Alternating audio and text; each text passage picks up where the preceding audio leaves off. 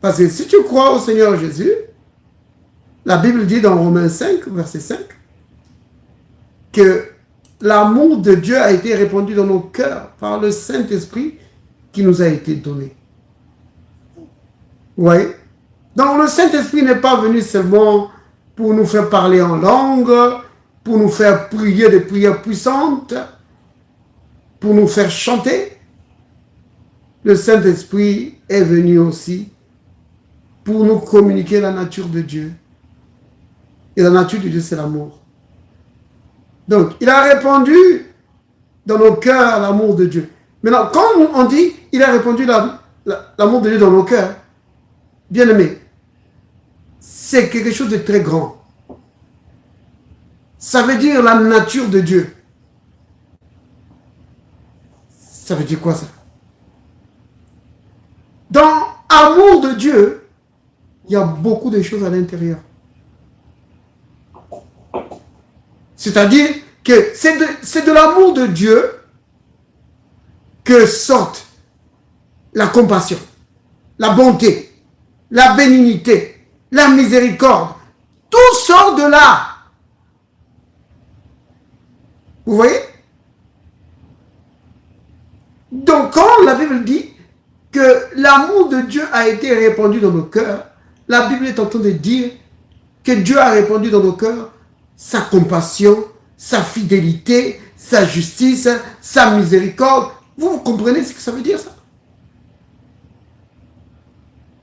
Donc, nous pouvons exercer la miséricorde comme Dieu. Marcher dans la compassion comme Dieu. Nous pouvons le faire. Ah, mais pourquoi les chrétiens ne le font pas? C'est parce qu'on laisse la chair dominer. Ces choses, les choses spirituelles ne fonctionnent pas d'une manière automatique. Non. Si le chrétien laisse la chair le dominer, qu'il préfère agir selon les réactions de sa chair, évidemment, les choses qui sont en lui ne vont pas s'exprimer. Vous voyez? C'est ça. C'est ce qui arrive souvent.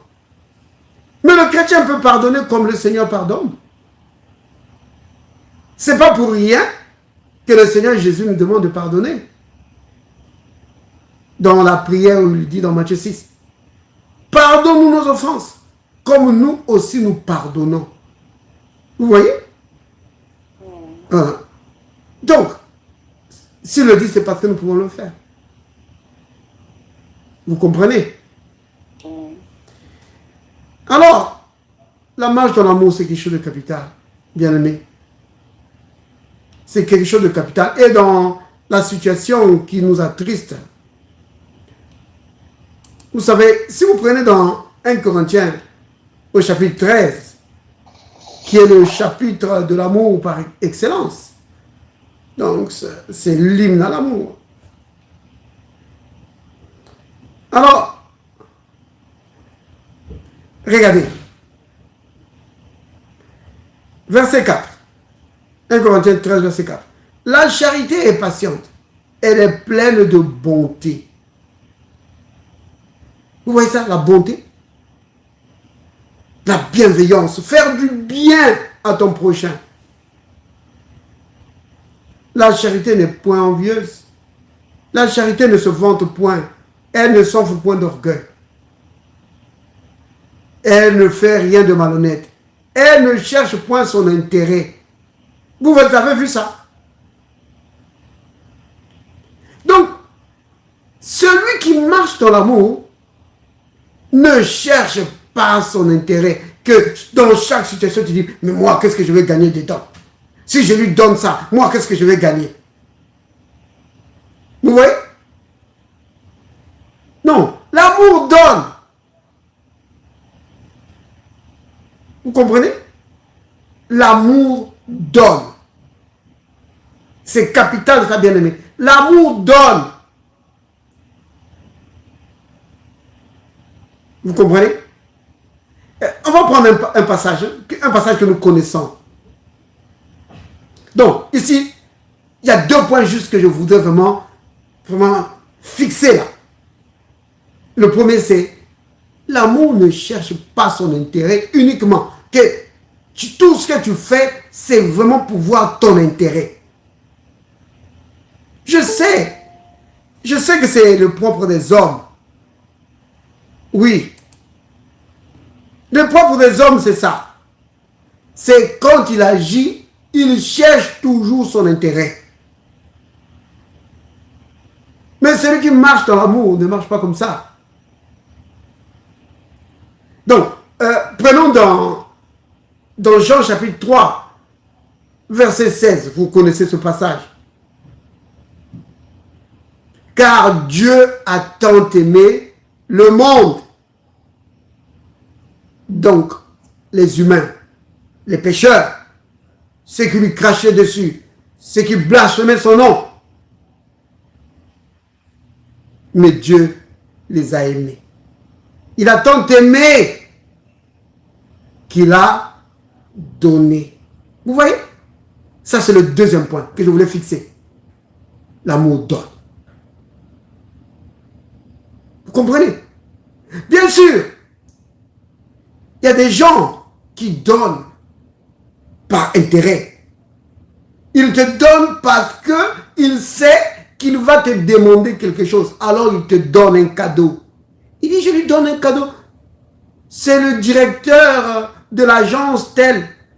Je lui fais un cadeau. Parce que je sais que dans quelques mois, j'aurai besoin de ses services. Vous voyez? Là, on donne par intérêt. Vous comprenez? Quelqu'un peut donner par intérêt. C'est vrai. Mais là où il y a l'amour, il y a toujours le don. Et le don de soi. Vous comprenez? Tu donnes et le Seigneur, il a même donné sa propre vie. Vous voyez? C'est capital ça. Si vous prenez dans Romains chapitre 8, au verset 5,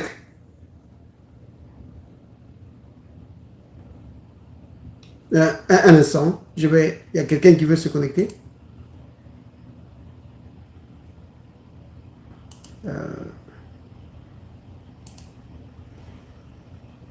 Sœur Angèle, que le Seigneur te bénisse. Donc, je disais que j'étais dans Romains 5. Romains 5. Hein? Sœur Angèle, tu peux fermer ton micro s'il te plaît? Romains 8, chapitre. Désolé, c'était Romains 5, pas Romains 8. C'était Romains 5, verset 8.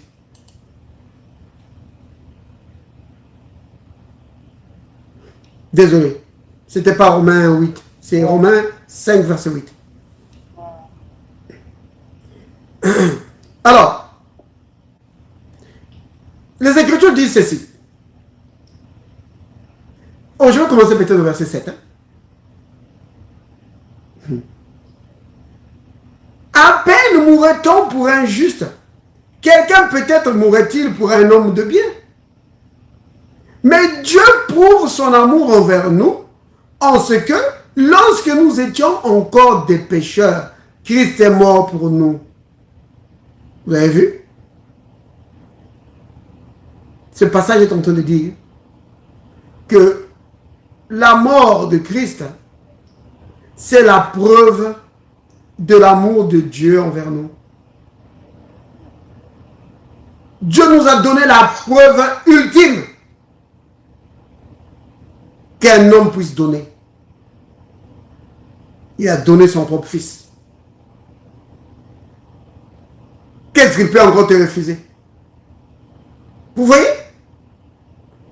Maintenant, on peut se poser la question, mais quel intérêt Dieu a-t-il d'aimer les hommes? Qu'est-ce qu'il va tirer de là? Rien. Rien. C'est seulement son cœur bon, son cœur rempli d'amour qui l'attire vers nous. C'est tout. Sans aucun intérêt. Il n'y a pas d'intérêt derrière. Non. C'est l'amour. Oui. Vous comprenez, bien aimé? L'amour ne cherche pas son intérêt. Et dans l'affaire qui nous concerne ici et dont on a parlé tout à l'heure, et on va prier tout à l'heure pour notre soeur, que si son frère pouvait marcher dans l'amour, malheureusement il ne peut pas le faire, comme on l'a dit tout à l'heure, parce qu'il ne connaît pas le Seigneur. Vous voyez? Celui qui marche dans l'amour ne regarde pas seulement son intérêt. Non. Mais tu considères aussi les intérêts des autres. Tu dis, ah, c'est ma soeur. Si on vend cette maison, mais où est-ce qu'elle va aller? Moi, j'ai un chez moi, mais elle n'a que ça. C'est vrai que c'est notre héritage. Ma part est dedans. Mais si on décide de vendre, mais elle, qu'est-ce qu'elle va devenir? Tu vois? Tu te mets à la place de l'autre. C'est ça la compassion. La compassion, c'est ça. Je vous l'ai dit tout à l'heure que tout ça, ça sort de l'amour de Dieu. La compassion, c'est cela. Et, ça dit en passant, compassion, miséricorde, c'est des synonymes. C'est vraiment porter les habits de l'autre. Ou alors, comme on dit, porter les chaussures de l'autre. Se mettre à la place de l'autre. Dire non. Non. Je sais que ça me revient, mais je ne vais pas le faire. Tu peux rester là-bas. Tu peux rester. Vous comprenez? Dans les familles, ce qui amène souvent des combats, des disputes, c'est souvent ça. L'égoïsme. Vous voyez? Celui qui ne regarde que ses intérêts, c'est ça l'égoïsme. C'est-à-dire que les regards sont tournés vers soi-même. Que moi, je dois être bien. Moi, il faut que je gagne. Moi, il faut que je puisse profiter de quelque chose là. Je ne peux pas juste donner l'argent comme ça. Non. Il faut que j'en soutire quelque chose. Et peut-être même que j'en soutire au double. Ouais, c'est comme ça. Que de calculs comme ça. Calculateur. Quand tu as un mari calculateur ou une femme calculatrice, oh là là, c'est terrible. Donc, il vient dans l'union du mariage avec des calculs.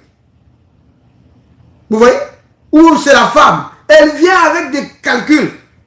Que quand on va se marier, maintenant comme il a des moyens, après, quand on va avoir de l'argent, et puis après, je pourrais demander le divorce. Comme ça, je vais avoir beaucoup d'argent. D'autres vont avoir des calculs. Quand on va avoir des enfants, ces enfants-là, on aura de l'argent que le gouvernement va nous donner. Si on a 4 enfants ou 5, c'est beaucoup d'argent. Après, je vais demander le divorce comme ça. Cet argent-là, je vais commencer à faire mon commerce. Vous voyez? Des calculs. Ça, c'est un homme ou une femme mercenaire. Mais l'amour ne fonctionne pas comme ça. Non. Parce que celui qui veut partir là, juste pour jouir des enfants, de l'argent des enfants, ou de l'argent du mari, ou de l'argent de la femme, il ne se dit pas, mais que l'autre va être brisé. Je vais le blesser. Il ne pense pas à tout ça. L'amour considère l'autre. Oh oui, bien aimé, l'amour considère l'autre. Il dit, si je fais ça, si je lui dis ça, ça va le blesser. Ça va lui faire mal. Non, je ne vais pas faire ça. Vous comprenez? C'est capital ça. C'est capital. Oh là là. Si on pouvait vraiment considérer ça dans nos foyers, dans nos familles, dans l'église, il n'y aurait pas toutes ces disputes. Il n'y en aurait pas. Vous comprenez? Les gens marchent avec des calculs. Comme ce monsieur. Cet argent-là qu'il va gagner. Qu'il veut gagner là-dedans en vendant cette maison.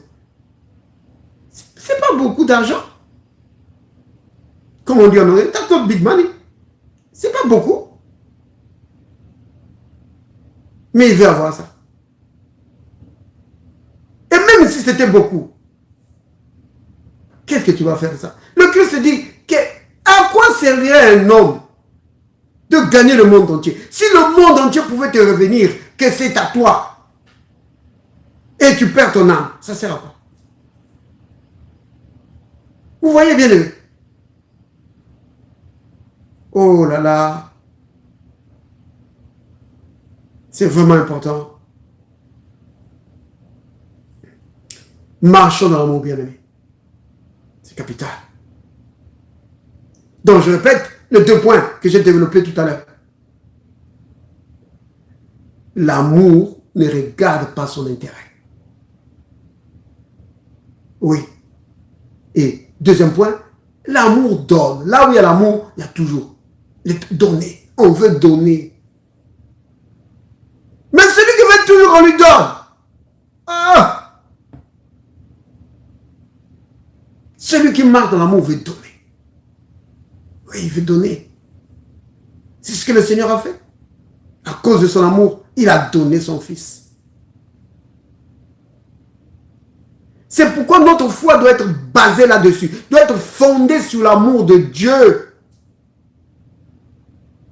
Oui. Que lui qui n'a pas épargné son Fils, mais qui l'a livré pour moi, qu'est-ce qu'il va me refuser?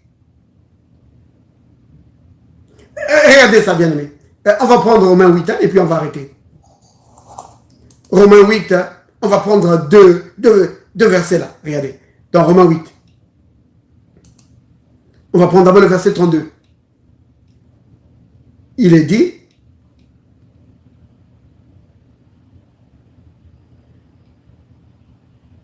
je vais commencer le verset 31. Que dirons-nous donc à l'égard de ces choses? Si Dieu est pour nous, qui sera contre nous?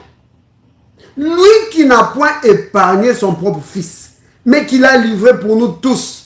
Comment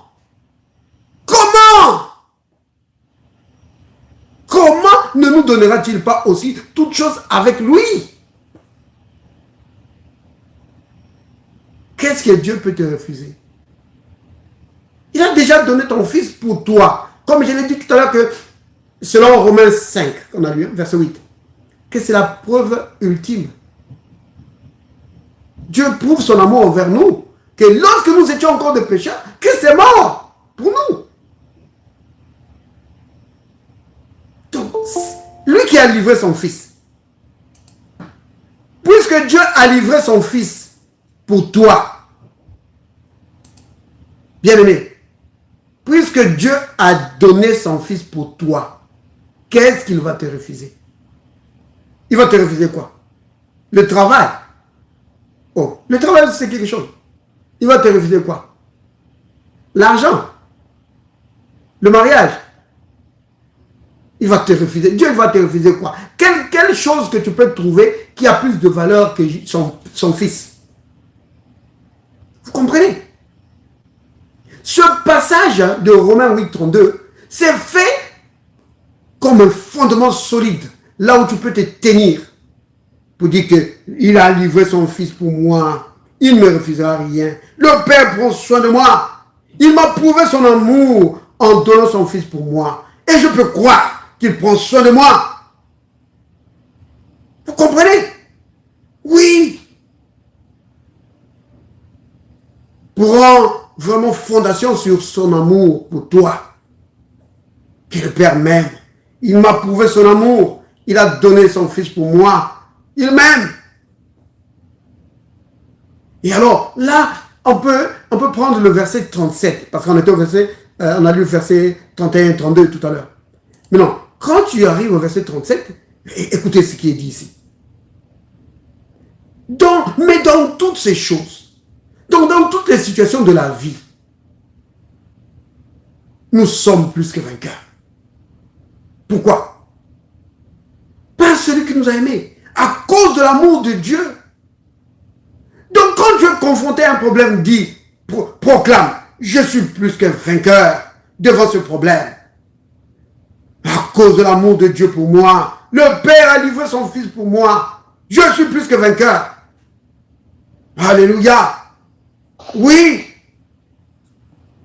Car j'ai l'assurance. Ça c'est le verset 38. Ni la mort, ni la vie, ni les anges, ni les dominations, ni les choses présentes, ni les choses à venir, ni les puissances, ni la hauteur, ni la profondeur, ni aucune autre chose, aucune autre créature ne pourra nous séparer de l'amour de Dieu manifesté pour nous en Jésus-Christ notre Seigneur. Alléluia. Bénissons Dieu pour son amour, bénissons Dieu pour son amour, manifesté pour nous en Jésus notre Seigneur, manifesté pour nous en Jésus notre Seigneur. Alléluia. Oui, bien-aimé, tu bénis Dieu, tu dis Père, je te bénis, je te loue pour ton amour que tu as manifesté envers moi. Oui, et je peux croire que peu importe les situations, je sors vainqueur à cause de ton amour pour moi. Béni sois-tu, Père. Alléluia. Vous comprenez, bien-aimé? Fais cette déclaration, proclame cela. Quand tu fais ça, tu es en train de libérer ta foi. Libérer ta foi. Alléluia.